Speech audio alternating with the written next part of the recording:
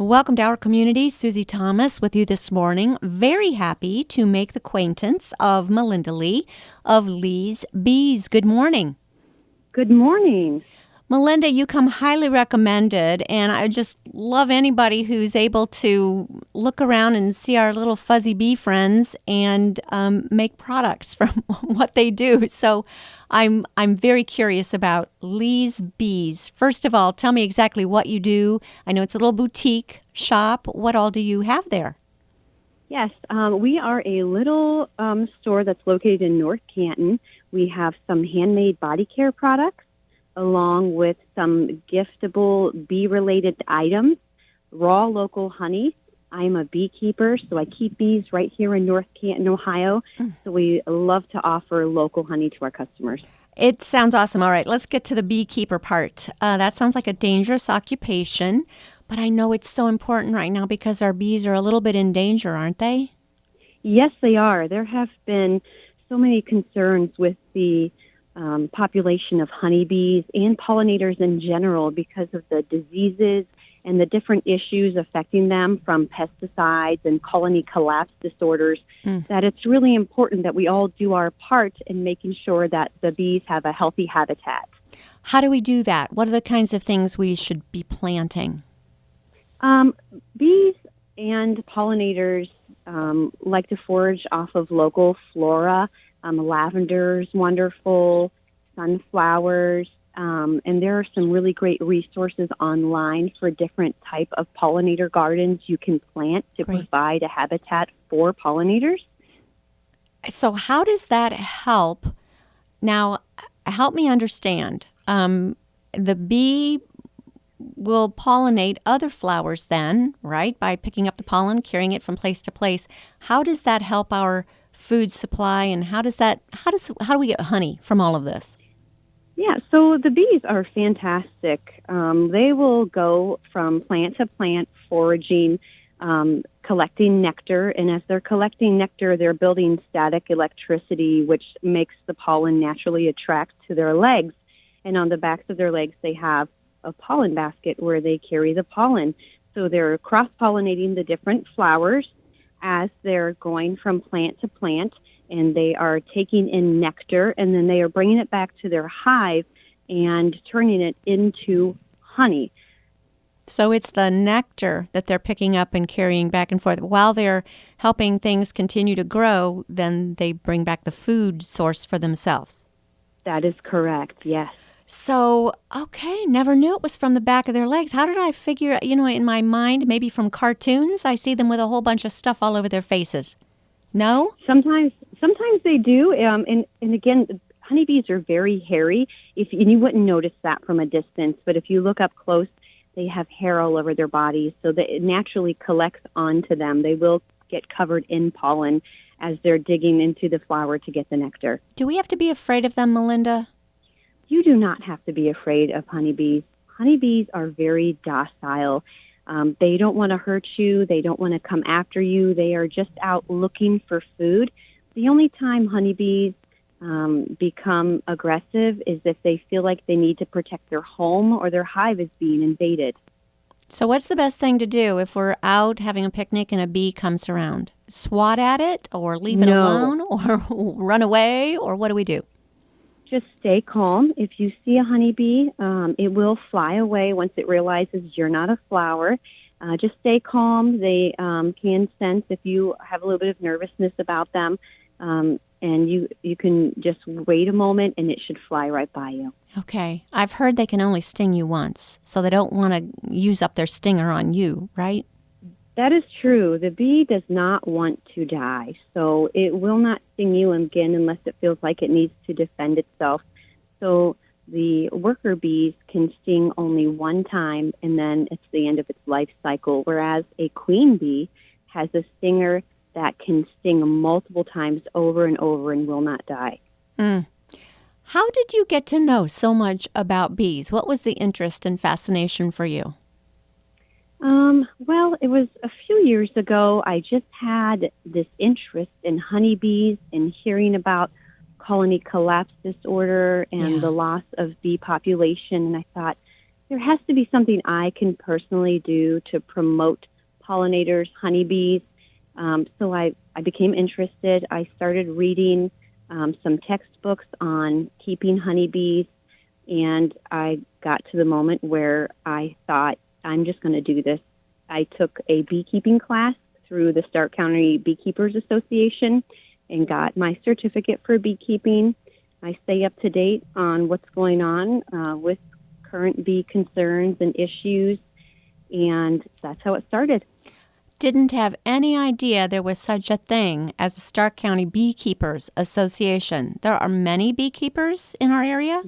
There are many beekeepers in Stark County and all over Ohio. So tell me the life of a beekeeper. What does your day look like?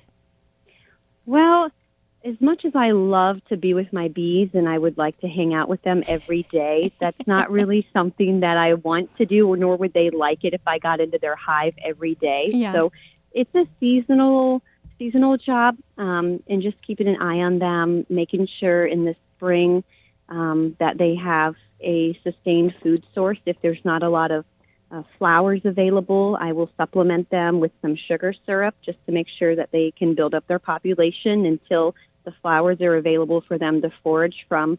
Checking on them periodically, making sure they have enough room to grow inside their hive. If you keep them condensed down in too small of a box, then the population can become overwhelming and you can have concerns with them swarming and flying away to another home. So making sure they have ample room, checking the hive periodically to make sure there's no infestation from mice or any other type of disease that can affect them. So you have to be knowledgeable in what types of issues can affect your bees. So it's something that you will attend to, on a week-to-week basis, getting them prepared in the fall by reducing down the size of their hive to an adequate amount. They need 80 to 100 pounds of honey left in their hive so they can survive through the winter. Since bees do not hibernate, they will vibrate to maintain a very warm temperature inside the hive to keep the queen alive. So they huddle together and they will move from frame to frame inside the hive, eating off the honey that you leave in there to stay warm. They won't leave their hive unless it's over 55 degrees outside. These are very hygienic. So in wintertime and in the fall, there's a little more work in making sure they have an adequate food supply to last them, and then winterizing your box to make sure it's insulated, that they can stay warm inside and survive.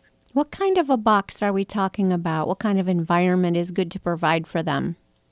Well, the beehive that I use is a Langstroth beehive. It's been around since the late 1800s.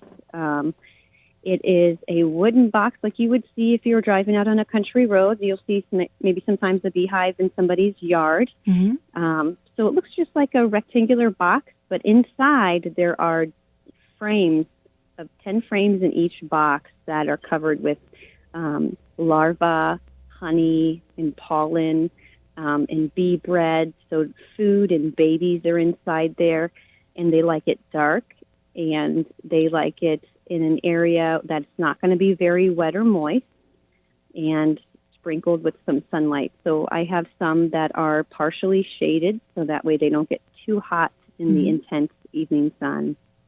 Do you get to know your bees? Do they have personalities? I think they do, yes. Each hive that I have gotten into seems like they have a different disposition depending on the queen. It's very interesting because I can get into 2 or 3 hives and the bees are very calm and relaxed and laid back, and then I can get into a couple more and they seem very frantic and maybe just a little more energetic than the other hives. So it does vary hive to hive. I just find this fascinating. How about yourself? How do you keep yourself protected when you're collecting the honey? Well, I put on a bee suit, so I have a special jacket that has my face shielded with some netting, and it completely zips around my head. There's elastic around the wrists and the waist to keep any bees from getting close to me. I put on boots, and then some people like to wear some long leather gloves, which can be very protective. I just wear nitrile gloves because it gives me a little more sensitivity to feeling my bees when I'm getting into the hive. Well, imagine they're not happy with you reaching in and taking the honey they've worked so hard to make, right? How do you know how much is okay of a comb to, do you break off part of the comb and take it with you? Or how do you go about getting this in the first place? Well, I keep an eye on the bees, and again, it has to do with the weather, how much rain or how dry the season is, and how much flower and flora is available for the bees to forage off of. So I'm checking on the bees routinely, and as I see that the frames are getting full with honey, I'll just add another box on top of the hive with additional empty frames for them to continue to fill, which are called supers. And as the bees fill those, I monitor how quickly they're filling them and keep adding. And then at a certain point, I will pull off those boxes. I will harvest the honey. And then in the fall, when the goldenrod is in bloom, which is a different, more flavorful type of honey that the bees are foraging, I let them keep that. That has always been an adequate supply for them to hold and maintain for their winter food. When you say harvest the honey, what are you doing? So when I'm harvesting the honey, I'm pulling the frames out of the beehive, which can be a little bit tricky because they can be covered with bees. But there's a couple of tricks that you can use to get the bees off. I have a brush called a bee brush that I can use to gently brush the bees off of the frame as I pull them out of the hive and put them into a sealed plastic container. And once I get all of the frames out of the hives that I want, I have a honey harvesting machine, and it is a honey spinner. So you put the frames in the spinner, and then you spin it with a handle, and through cylindrical force, the honey gets pulled away from the frame and drains down into a holding tank, where then we strain it and bottle it from there. Wow. There's nothing better for us than local honey, right? You definitely want to consume raw, local honey. You want honey that's within 50 miles of where you live because it contains local pollen and helps you build antibodies against local allergens if you have issues with allergies. And you want it to be raw, which means it's not pasteurized, because it still contains the vitamins, minerals, and enzymes that are very healthy for us to consume. And honey is much sweeter than sugar, and our body will digest it much easier than processed sugar. Can we pretty much go ahead and replace white sugar with honey pretty much as we go along with baking and so forth? You certainly can replace white sugar with honey. It is a wonderful cooking and baking supplement to use. And is it always liquid? Are there ways to, and I'm asking because I honestly don't know, is there such a thing as granulated honey? There is such thing as a creamed honey, where the honey will honey naturally crystallizes over time. Honey will never go bad. That's why I wondered. Yeah, it's a natural process that takes place over time where it looks like it will become hard, but it's still good to eat. You can use it in the crystallized form, or there's many beekeepers that make a creamed honey where you take the crystallized hardened honey and you stir it up to break down the crystals. You can add flavor to it, cocoa or cinnamon, to flavor it a little bit, so you can use it on fish or chicken or different things you like to cook. But it's still good to use and consume. And it doesn't go bad. I read recently that honey that they had found from like 3,000 years ago that had been buried with, some archaeologists came across this honey, and that it would be okay to eat that. Yes. Isn't that incredible that it honey is. can last for so long? It's wonderful. And in the cupboard, it looks like it's gone bad. You might get a funny white color around it, and like you say, that crystallization. Don't worry about that? Don't worry about that. You can reliquefy your honey. You can put it in some hot water. If you get a pan of water and bring it to a boil, and then take it off the stovetop, you can put your honey in the container that it's in into that hot water and let it sit there, and it will reliquefy if you prefer it in the liquid form, and it would be completely fine. Awesome. We're talking with Melinda Lee from Lee's Bees. We'll be back after these words. You're listening to Our Community. Welcome back to our community. Susie Thomas visiting with Melinda Lee from Lee's Bees in North Canton. Where can we find you, Melinda? Do we go online? Yes, well, you can find us on Facebook and Instagram. Our Instagram is Lee's Bees 16, and Facebook is Lee's Bees Boutique. We have an online store. There is a link on both pages that says Shop Now in our Instagram page. It's in the bio. You can click on that. It'll take you to our online store, and we also offer local curbside pickup. Oh, awesome. Now, it's not just honey that bees produce, but that hive itself, the wax, is very nutritious and good for us in many different forms. Tell me about that. Well, beeswax is wonderful for us as a protectant for our skin, and it's very emollient and softening.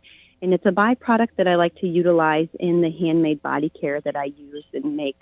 I have some handmade lotions and lotion bars, lip balms that contain beeswax, and as well as honey, which is very nourishing for our skin. Honey itself is good for our skin? Yes, honey is very, very moisturizing. So you can use that on your skin itself. And there's actually honey that is used in the medical field called, I can't recall the name of it, but there is special medical. Yes, there is special medical honey that is utilized in the medical field for wounds. It is naturally antibacterial because of the sugar absorbs lots of moisture, and it helps your body retain moisture when it's used on the skin. So are you talking about a mask that we would put just honey on our face, like out of a jar? Yes. Or do you buy could do that. And you could just get honey and give yourself a facial. Just take a couple tablespoons, smooth it over your skin, let it sit on there for 10 to 15 minutes, and rinse it off. I have customers that use our raw local honey as a face wash. They take a little bit of honey, mix it with some water, and use that just to cleanse their face. It's wonderful. And what will that do for me, other than make me feel really sticky? Well, it will moisturize your skin, and it naturally has antibacterial qualities to it, so it can help refine your skin and help prevent breakouts. Nice. All right. Well, this just had to be so much fun for you to be discovering new products that you can make. Do you make them right there at home, or how did you go about actually manufacturing something from all of your bees? It is something that I make from my home. I have a spare bedroom that I turned into my make lab with stainless steel equipment and a sink, and I prepare all of my products right there in that room. Where do you get your recipes?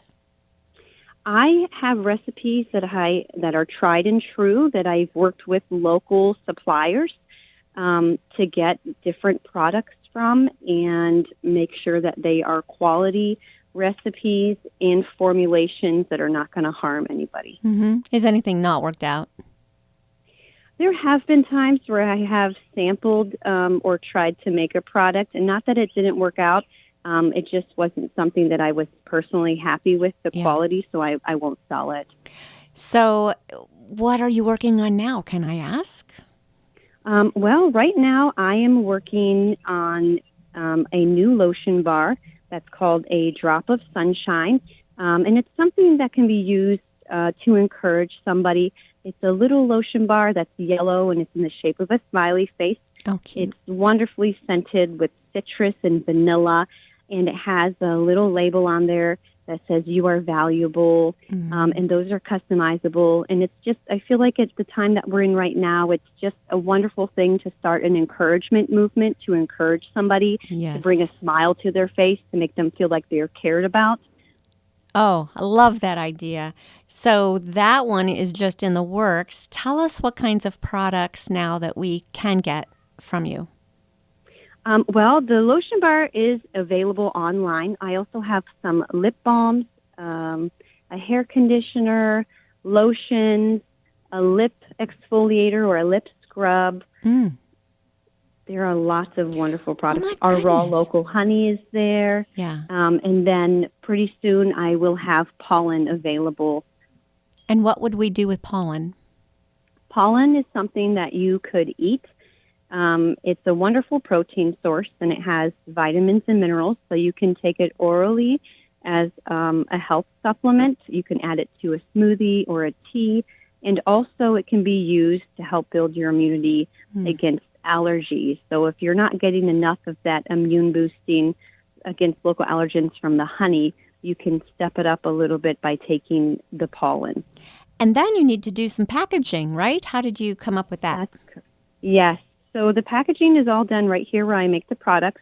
I have a professional label printer where I design all of my labels and print them and package them right here. So it's just a matter of finding what style and design is going to be a good fit for my product. And you've got curbside pickup, so we can go online and find the products we want. And then do we need to make a reservation or an appointment of when we come along to pick them up, or how do you work that? So when you place your order, it's going to ask for your personal information. You input your information, and when your order is ready for pickup, which takes 24 to 48 hours, I will contact the customer and give them the information and details for curbside pickup. I have a special box that is marked Lee's Bees where they can get their order. Is there a really good reason, Melinda, why, now we know that honey is great locally because we have that protects you from the local pollen and so forth to help build up our immunity and so forth. Is there a good reason to be using some of these other byproducts from the beeswax rather than national brands, and I won't even say their name? I like to make my products high quality, made with ingredients that I know are going to be safe for my skin or my customer's skin. Mm-hmm. Our skin is the largest organ we have, and we absorb so many chemicals through it on a day-to-day basis that we don't even realize happening. So the products that I make are dye-free, they're paraben-free, they're phthalate-free, and they're going to be very soothing for your skin, and they're not going to have extra added chemicals that are being absorbed. So we keep them as minimally processed as possible and as close to natural as possible. Do you need to go through any process of copyright once you've come up with your right formula? What do you do to keep Lee's Bees strictly Lee's Bees? Well, the formulas that I use have very specific ingredients and amounts per ingredient that you're using, so it's not going to be something that's going to be publicly known. But what I make my product, and I know the public is going to use it correctly, mm-hmm. and I've never had that issue. I'm also curious, sometimes it just seems like putting something waxy on your skin would be clogging of the pores, but you're saying no, mm-hmm. it's very emollient and water soluble. If someone is washing their face with honey, help me out. How does that work? Yes. So the honey isn't going to have wax in it. So the honey is going to dissolve in with water, mm-hmm. and you will be able to rinse that off. And the beeswax that we use in our products is added with other products as well. We mix it with a shea butter or a coconut oil combination because you don't want to have a real thick, waxy feeling on your skin. You want just enough to leave a natural barrier to soften, to moisturize, and protect. So it's not going to be a really heavy feel. And we use emulsifiers to help break down the oils and butters, and they combine with water when we're making our formulation, so that way they leave your skin soft and silky and smooth and not heavy and waxy and weighted or clogging your pores. Did you ever see yourself doing this a few years ago? I did not see myself doing this a few years ago. It started with an infatuation with the honeybee, and I have just grown to love bees so much, and they're so interesting. And then from there, I had an interest in learning to make soap, so I started making mm-hmm. handmade soaps and giving those away as gifts, and then started learning to make other products, and it just grew from there, and it's blossomed. It's so fun, so exciting. What do you hear from some of the people who've used your products?